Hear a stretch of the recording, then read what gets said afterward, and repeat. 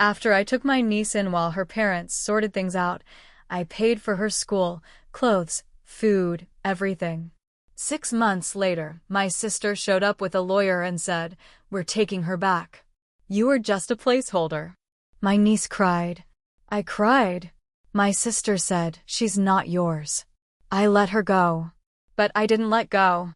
3 years later, when my niece turned 18, she found me again and brought her college application. "They told me I wasn't wanted," she said. "I know the truth now." I'm not usually the type to write stuff online. I don't post. I don't share feelings. But I've been carrying this for years, and it's getting too heavy. It started about 6 years ago in a small town just outside Dayton, Ohio. Nothing special about the place: quiet streets, dollar stores, and a lot of people who know each other too well. I worked maintenance at the local schools, fixed broken toilets, changed lights, cleaned up after kids. I lived alone in a 2-bedroom rental. Quiet, clean, and mine. My sister, Trina, was always the problem child. She moved fast, made messy choices, and left a lot of broken stuff behind her. Men, jobs, bills. She'd blow through town now and then, always needing something. A place to stay. A loan. A favor.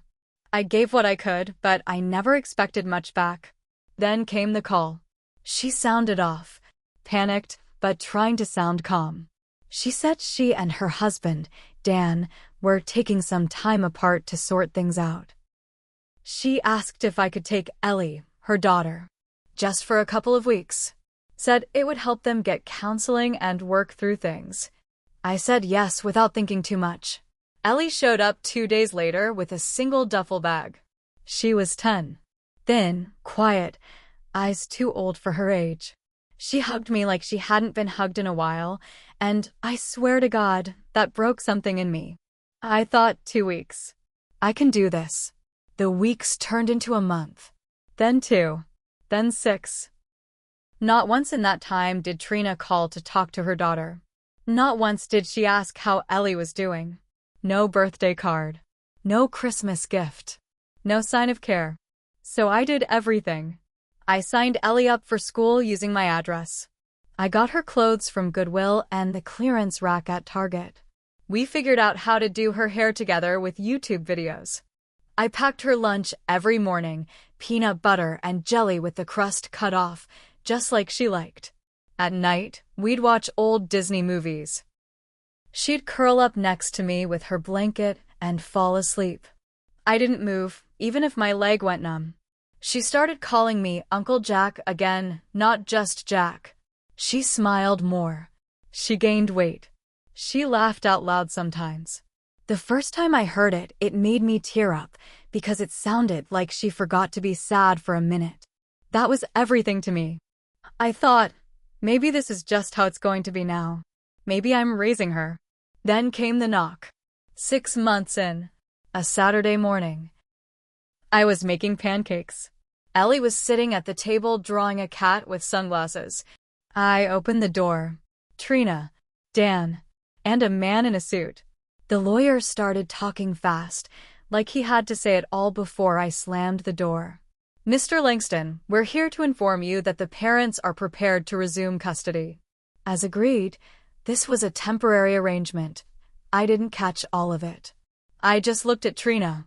She didn't even look at me. She looked past me. At Ellie. "We're taking her back," she said. Just like that. Like she was picking up a suitcase. Ellie heard. She stood up and ran to me, grabbing my shirt, hiding behind me. I said, "She doesn't want to go with you." Trina rolled her eyes. "She's not yours. You were just a placeholder while we worked through things." That word, placeholder, made my blood turn cold. I tried to reason with them. I asked for a few more days, time to talk to someone. I wasn't a legal guardian, and they had paperwork. She had 2 parents, and I wasn't one of them. The lawyer kept repeating that. "You are not the legal guardian." They took her bag, her drawings, her toothbrush. Ellie was crying. So was I. I didn't even realize it until I felt the tears on my face. She grabbed my arm, screaming, "I don't want to go. Please don't make me go." Trina pulled her away. The last thing Ellie said before the car door closed was, "I'm sorry, Uncle Jack." I stood there, staring at the street long after they drove away. I went inside. Her chair was still pulled out from breakfast. The pancakes were burnt. I didn't sleep that night. I couldn't. But I didn't do anything stupid.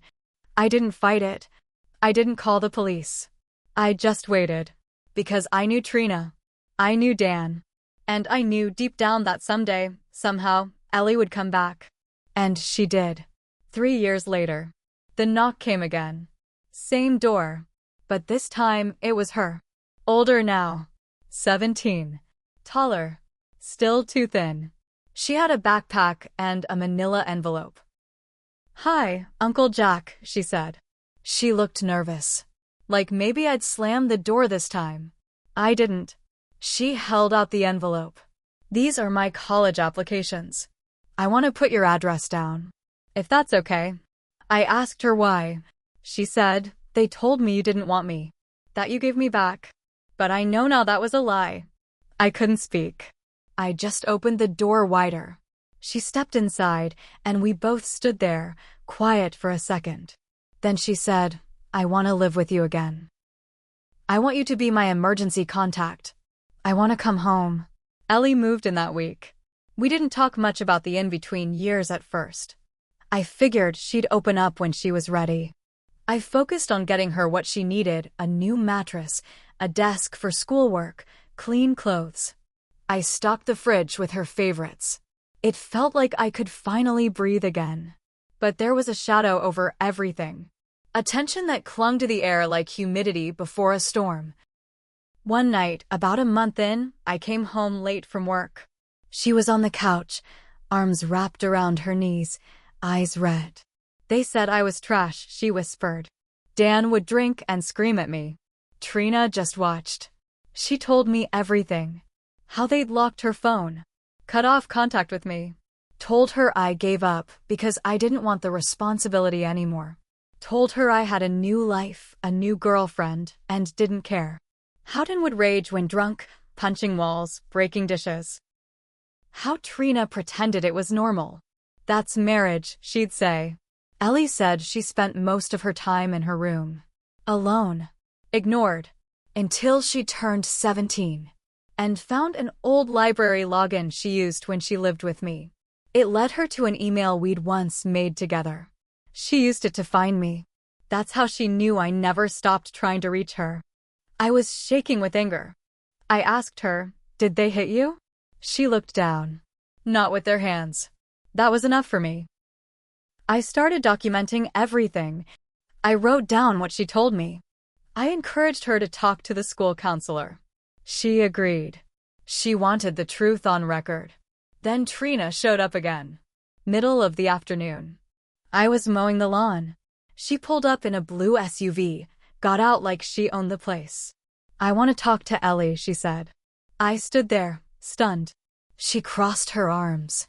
"She's still my daughter. I have rights." I said, "She's 18 in 4 months. You left her in a house where she wasn't safe." 2 weeks after the social worker visit, I got a letter. It was from an attorney's office in Cincinnati. A thick envelope with my full name typed on the front.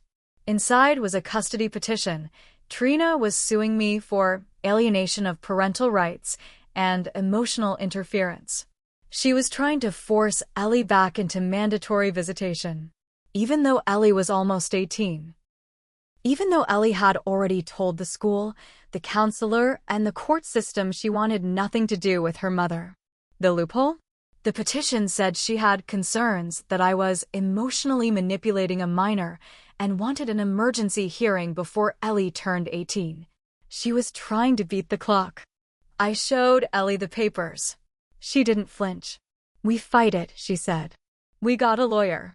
His name was Rick, a no-nonsense guy with a soft spot for teens. He didn't talk down to Ellie, didn't sugarcoat anything. He told us it'd be hard, but not impossible. "She's trying to frame this as some kind of grooming case," Rick said. "That's how desperate she is. But we've got records. We've got testimony. And Ellie's old enough to speak for herself. Still, the anxiety ate at both of us. One night, I caught Ellie sitting outside on the porch swing, eyes wide, knees shaking. "She's going to ruin my life," she said. "No, she's not. She always wins. She lies better than anyone." "Not this time," I told her. But I wasn't as sure as I sounded. Then Rick called with something new. "There's a deposition Trina filed. You need to see this." He emailed it over.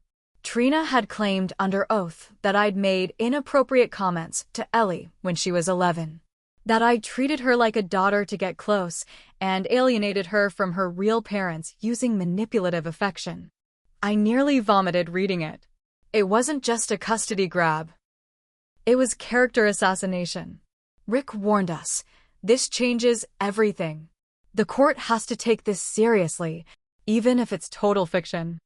I couldn't sleep for days. I kept replaying moments in my head. Every hug. Every time I wiped a tear from her face. Every time I said I loved her like my own. I started doubting myself. Had I done something wrong without realizing it? Ellie shut that down fast. "She's trying to turn love into something ugly," she said. "But it wasn't. You saved me." I know that. Still, the court ordered an emergency hearing. Ellie sat beside me in a cold, gray room. Trina across from us, smug, with her lawyer whispering things into her ear. Dan wasn't there. I later found out they'd split again. When Ellie spoke, her voice didn't shake. "My mom lied. My uncle never hurt me. He fed me. He kept me safe. And when I had nowhere else to go, he didn't even hesitate. He's my family. Not just by blood, but because he chose me. Every day." She looked straight at the judge. "She lost me the day she told me I was unwanted." The judge nodded. Took notes. Asked Trina's lawyer a few questions that seemed cold and skeptical. Still, we wouldn't know the decision until the next week. In the meantime, Ellie's school counselor reached out. "She's been accepted," the email said. "A full scholarship. Out of state. Art program. Her dream school." But Trina had one more surprise. She filed to block Ellie from leaving the state after graduation, claiming she needed mandatory mediation with her daughter. That was when something in me snapped. If she wanted war, she'd get it. Because I had one last card to play too. The same day we got the letter about the out-of-state block, I sat down with Rick. "There's one more thing," I told him. Something I never said. Because I didn't want to ruin Ellie's image of her mom. He raised an eyebrow. "Now's not the time for mercy." So I told him everything. Back when Ellie was little, maybe 5 or 6, Trina had left her with me for a weekend. But she didn't come back for nearly 2 months. No call. No warning. Just vanished. I didn't tell anyone. I kept Ellie with me, enrolled her in daycare, fed her. I was scared Trina would get in trouble and Ellie would be taken by the state. When Trina finally showed up, she was high. I didn't want to believe it then. She was laughing, swaying, calling Ellie my little sidekick. I handed Ellie over. And I hated myself every minute after that. Rick leaned back in his chair. "You still have any messages from that time?" I did. I kept them. Old voicemails on a flash drive, backups of my phone. It was a habit I had from being burned too many times before. Rick filed a motion the next day. Not just to dismiss Trina's claim, but to investigate her for child neglect and abuse. The court ordered an emergency review. Ellie testified again. This time, with less fear. More power. I was told to lie. I was told to say I was happy. But I wasn't. I was terrified every night. Dan would throw chairs. My mom would lock herself in the room. The only person who ever made me feel safe was Jack. Then Rick dropped the flash drive. Trina's old voice came through the speakers. Rambling voicemails. Slurred speech. Her laughing and saying, "I need a break from this damn kid." The judge went quiet. Then Trina's lawyer asked for a recess. They never came back. The court ruled in our favor. All charges dropped. All claims denied. No visitation. No contact. A permanent protection order. But the damage was done. Ellie had to go to therapy for months. Every night, I heard her get up and check the locks on the doors. One morning, I found her sitting at the kitchen table, looking out the window. She tried to ruin us, she said. She did, I said. But she failed. I hate her, she whispered. But I also feel sorry for her. Isn't that messed up? No, I said. It means you still have a heart. She left for college in the fall. I helped her move into her dorm. When we unpacked her things, I found something in her bag. It was the drawing from when she was 10. The one of us on the couch. Uncle Jack and Ellie the cool niece. She'd folded it neatly. Kept it all those years. I'm not your daughter by law, she said, but you're my dad. Whether anyone likes it or not. I hugged her and didn't let go for a long time. Now she's thriving. Has her own apartment. Sends me photos of her art projects. As for Trina, I heard she moved out of state. No one hears from her anymore. Dan's in jail. Domestic violence charges. I think about the mistakes I made. Not pushing for custody sooner. Not fighting harder. Letting her go that first time. But I did the one thing that mattered. When she came back, I was here. And I didn't let go.